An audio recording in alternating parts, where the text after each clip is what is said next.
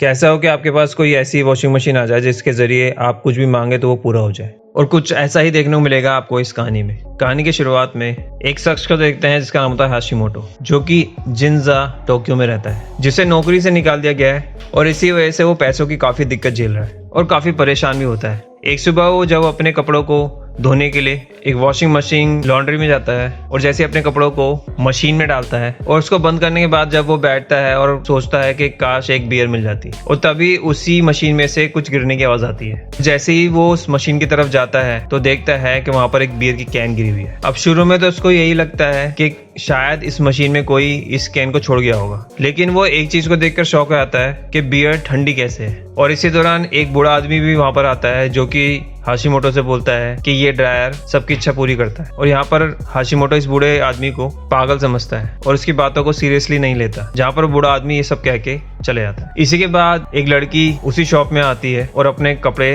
दूसरी मशीन में डालती है। और यहाँ पर ये दिखाया जाता है कि हाशिमोटो लड़कियों से बात करने में काफी हेजिटेट फील करता है और ये भी कि लाइफ में वो बिल्कुल अकेला है। और जब वो लड़की को बैठने की जगह चाहिए होती है तो वो अपनी सीट से हटकर उसको जगह दे देता है। अब ये पास में बैठी हुई लड़की उसको देखती है और उससे बात करना शुरू करती है। और ये लड़की हाशिमोटो को काफी टाइम से नोटिस कर रही थी और उसको पसंद भी करने लगी थी, लेकिन इस बारे में हाशिमोटो को कुछ भी नहीं पता होता। और अपनी बियर को खत्म करने के बाद उसकी कैन अपनी सीट से बैठा बैठा डस्टबिन की तरफ फेंकता है, मगर वो कैन नीचे गिर जाती है। और जैसे ही हाशिमोटो अपनी सीट से उठता है तो वो पाता है कि जो उसके साथ लड़की बैठी हुई थी वो रोने लग रही थी। इसके बाद ही वो उससे रोने का रीजन पूछता है तो वो लड़की उसको बताती है कि उसने कई जगह पे इंटरव्यू दिया है मगर वो किसी भी इंटरव्यू में सेलेक्ट नहीं हो पाई। और इसके बाद ही हाशिमोटो उसको हिम्मत देने के लिए बोलता है कि उसकी खुद की जॉब भी अब नहीं रही और तुम तो करीब 40 इंटरव्यू दे चुकी हो, जिसके बाद तुमको इंटरव्यू देने का काफी ज्यादा एक्सपीरियंस हो चुका है। अब इसके बाद वो लड़की इस चीज को अलग नजरिए से सोचने लगती है और उसके अंदर थोड़ी सी हिम्मत आती है, जिस चीज के लिए वो हाशिमोटो को थैंक यू बोलती है। इसके बाद ही हाशिमोटो अपने कपड़े निकाल के अपने घर की तरफ निकलने लगता है, जहाँ पर वो लड़की उसके जाने से पहले उसको अपना नाम बताती है। उसका नाम होता है कोंडो।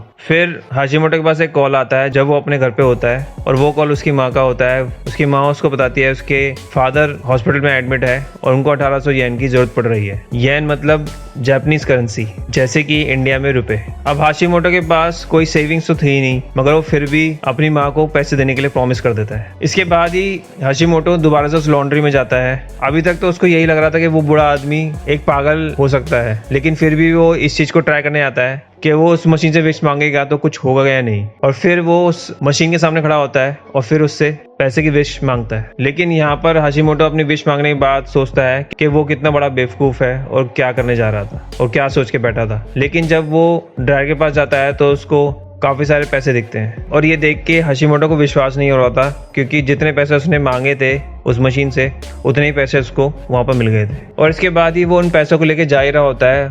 उसको रास्ते में वही कैन दिखता है जो कि उसने एक दिन पहले वहां पर फेंका था। और जब वो उस कैन को उठाने जा रहा होता है तो एकदम से वो गायब आता है। इसके बाद ही वहां पर वही बूढ़ा आदमी आता है और उसको बताता है कि जो भी चीज वो इस मशीन से विश करेगा और उसके बाद उस मशीन से निकालेगा वो अगले दिन गायब हो जाएगी, यानी कि 24 घंटे बाद वो चीज गायब हो जाएगी। और यहीं पर हाशिमोटो उसको घबराता है और थैंक यू बोलता है और वहां से भाग जाता है। तभी रास्ते में हाशिमोटो को कोंडो भी दिखती है और यहाँ पर कोंडो खुश होकर उसको बताती है कि उसको इंटरव्यू पे दूसरे राउंड के लिए बुलाया गया है और ये चीज उसके साथ पहली बार हुई है। हाशिमोटो उसको इस चीज के लिए कांग्रेचुलेशन बोलता है और तभी उसके फोन पर उसकी माँ का फोन आ जाता है और तभी कोंडो उसकी सारी बातें सुन लेती है और उसको पता लगता है कि हाशिमोटो के फादर बीमार है। फिर कॉल खत्म होने के बाद वो दोनों थोड़ी देर बात करते हैं और फिर हाशिमोटो वहाँ से जाने को होता है, क्योंकि उसको पता है कि अगर उसने टाइम पे पैसे नहीं भेजे तो ये पैसे गायब हो जाएंगे। उसके बाद वो मशीन के पास दोबारा से जाता है और इस बारी वो उससे सूट मांगता है जो कि उसने इंटरव्यू देने के लिए मांगा था। और इसी के बाद वो कई कंपनीज में इंटरव्यू देने जाता है। इसी के बाद उसके पास कई सारे लेटर्स आते हैं कंपनी की तरफ से जिसमें ये लिखा होता है कि उसको सेलेक्ट नहीं करा गया और इसी दौरान उसका सूट गायब होते दिखाया जाता है। मगर इसी टाइम पे उसके दिमाग में एक चीज और आती है कि अब उसको नौकरी करने की कोई जरूरत नहीं है, क्योंकि उसके पास एक चमत्कारी मशीन है जिससे उसके पास किसी भी चीज की कमी नहीं होगी और अब वो अपनी जिंदगी ऐश की गुजारना चाहता था। इसी के बाद वो वापस से मशीन के पास जाता है और इस बारी वो एक लड़की की डिमांड करता है और बोलता है कि उसको एक सुंदर सी लड़की चाहिए। और फिर उस मशीन में से एक लड़की निकलती है। जैसे ही ये लड़की मशीन में से निकलती है हाशिमोटो उससे डायरेक्टली बोलता है कि मेरे घर चलो और ये लड़की उसको एक थप्पड़ जड़ देती है, क्योंकि यहाँ पर हाशिमोटो पहली मुलाकात में कुछ ज्यादा ही फ्रैंक होने लगा था। और इस चीज को देख के वो चौंक जाता है और फिर से एक और लड़की की डिमांड करता है उसी मशीन से, जो उसे बहुत प्यार करे। और फिर उस मशीन में से एक और लड़की निकलती है, जिसको देख के हाशिमोटो काफी खुश हो जाता है और फिर ये दोनों घूमने निकल पड़ते हैं, जहाँ पर हाशिमोटो इसको काफी शॉपिंग कराता है। और यहाँ पर हाशिमोटो ड्रायर से मांगे हुए पैसे से ऐश करता है और शॉपिंग करता है और उसकी सारी इच्छाएं पूरी करता है। और यहाँ पर यह भी दर्शाया जाता है कि जो भी इंसान मशीन में से निकलता है उसको ये नहीं पता होता कि वो कहाँ से आया है, और वो अपने आप को बिल्कुल असली इंसान की तरह समझता है। इसी के बाद हाशिमोटो उसको अपने घर लेके जाता है और यहाँ पर वो उसके क्लोज आने की कोशिश करता है, मगर इसके बाद ही हाशिमोटो डिसाइड करता है कि पूरी रात बात करते ही बिताएगा। और यहाँ पर वो लड़की हाशिमोटो का हाथ चेक करती है, जिसमें वो उसकी रेखा देख के बोलती है कि उसकी उम्र काफी छोटी है। लेकिन इस चीज को सुनकर हाशिमोटो इग्नोर मारता है और फिर दूसरी बात करता है। इसके बाद ही जब सुबह होती है तो ये दोनों बैठे बैठे ही सोए होते हैं और यहाँ पर हाशिमोटो जब उठता है तो वो उस लड़की को किस करने की कोशिश करता है, मगर जैसे ही वो किस करने जा रहा होता है तो वो लड़की एकदम से गायब हो जाती है। और यहाँ पर सिर्फ उस लड़की के कपड़े ही रह गए थे। अब ये कपड़े ऐसे रह गए थे क्योंकि हाशिमोटो ने ये रियल दुनिया में शॉपिंग करवाई थी और ये कपड़े कोई मशीन से विश मांगे नहीं थे। अब इस चीज को देखकर हाशिमोटो उदास नहीं होता, क्योंकि अब उसके पास वो मशीन है और अब वो किसी भी तरह की लड़की को मांग सकता है उस मशीन से। और फिर वो हर रोज एक नई लड़की मांगता है, मगर ये सभी लड़कियां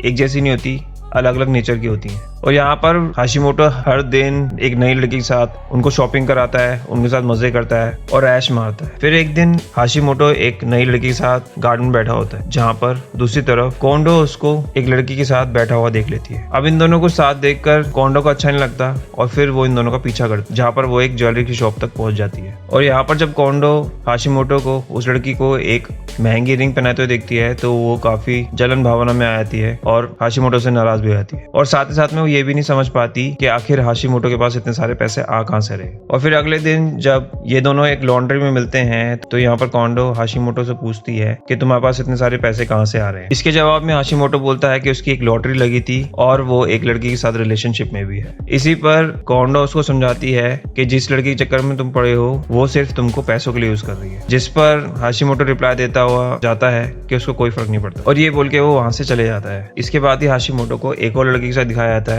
जहाँ पर वो उसको रिंग पहनाता है और इसी दौरान वो लड़की गायब हो जाती है, जिसके बाद हाशिमोटो वो रिंग उठाकर वापस से मशीन के पास दिखता है और इस बारी वो एक शरीफ लड़की न मांगकर एक सिडक्टिव लड़की मांगता है। और इसके बाद ही एक सुंदर सी लड़की उस मशीन में से निकलती है। फिर हाशिमोटो और वो लड़की रोमांटिक हो रहे होते हैं तो उसी टाइम पर यहाँ पर कोंडो भी आ जाती है, जहाँ पर कोंडो बाहर से देखती है कि हाशिमोटो इस लड़की को काफी सारी अंगूठियां पहना रहा है। इसी दौरान हाशिमोटो के फोन पर उसकी माँ का कॉल आता है, जिसको पिक करता हुआ वो बाहर की तरफ निकल जाता है और इसी चीज का फायदा उठाकर यहाँ पर कोंडो उस लड़की से मिलने के लिए आ जाती है। और यहाँ पर कोंडो उस लड़की से बोलती है कि तुमने पुराने हाशिमोटो को क्या कर दिया है। ये सुनकर ये लड़की हंसने लगती है और कोंडो को वहां से बाहर जाने के लिए बोलती है और फिर कोंडो उससे सारी अंगूठी छीनने की कोशिश करती है और फिर इन दोनों में लड़ाई देखी जाती है। अब हाशिमोटो अपनी माँ से बात कर रहा होता है, जहाँ पर उसकी माँ उससे बोलती है कि तुम मेरे पास आ जाओ क्योंकि मुझे तुम्हारी जरूरत है, क्योंकि तुम्हारे पापा का ऑपरेशन होने वाला है। लेकिन हाशिमोटो अपनी अय्याशियों में पागल हो चुका था और वो अपनी माँ के पास जाने से मना कर देता है। और यहीं पर वो बूढ़ा आदमी भी आ जाता है। यहाँ पर वो हाशिमोटो को बताता है कि जो भी ड्रायर से इंसान निकलेगा वो अगले दिन गायब हो जाएगा। और ये सुनकर हाशिमोटो हंसने लगता है क्योंकि उसको ये सब पहले से ही पता था और फिर वो वहां से चले जाता है। दूसरी तरफ वो दोनों लड़कियां आपस में लड़ रही होती हैं, जिसके बाद मशीन से निकली लड़की वहां से चली जाती है और जब वो बाहर हाशिमोटो से मिलती है तो वो उससे बिना बात करे वहां से चली जाती है। इसके बाद ही हाशिमोटो उस लॉन्ड्री के अंदर भी जाता है, जहाँ पर वो कोंडो को पाता है और कोंडो यहाँ पर रो रही होती है और यहीं पर कोंडो रोते रोते उस मशीन के सामने ही बैठी होती है और ये विश मांगती है कि उसको पुराने वाला हाशिमोटो ही चाहिए। जिसके बाद जो हाशिमोटो होता है वो बाहर की तरफ होता है, मगर वो गायब होकर मशीन के अंदर चले जाता है और अपने पुराने कपड़ों में उस मशीन से निकलता है। यहाँ पर हाशिमोटो ने वही कपड़े पहन के होते हैं जब वो पहली बार कोंडो से मिला था। अब इस मशीन से निकलने के बाद हाशिमोटो समझ जाता है कि उसके पास सिर्फ एक ही दिन है, क्योंकि बाकी सब जितने भी लोग उस मशीन से निकले थे वो सब एक ही दिन में गायब हो जाते थे और इस बारी कोंडो की विश थी हाशिमोटो, तो उसके पास सिर्फ एक ही दिन था। और यहीं पर टीवी पर न्यूज भी आ रही होती है,